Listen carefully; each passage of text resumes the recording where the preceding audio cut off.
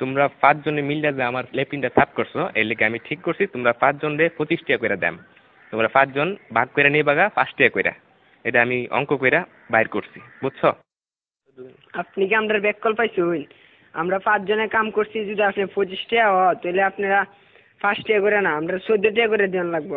আপনি এটা কিতা কই? না না, ভুল কইতাছো তোমরা, বুঝছি তোমরা অঙ্ক কইরা বুঝাইতে হইব। আয়ো ব্ল্যাকবোর্ড তোমরা দেখাইতাছি। দেখো আমি কি লিখি।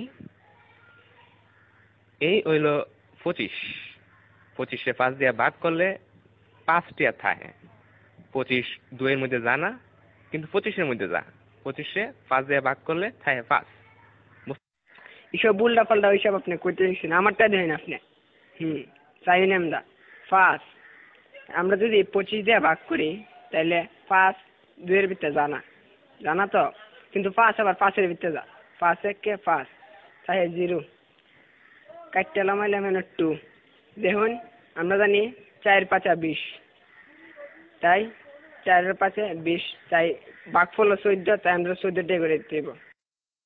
এইসব আদা সুদা কথা করতে শুনছো, আমরা তোমার গুণ করে দেয়া দিতেছি। এই দেখো এটা হচ্ছে 5, 5-এ 5 দিয়ে গুণ করলে হয় 25, বুঝতে পারছো? এটা আজাইরা ফাজাইরা আপনি কি সব করতেছেন?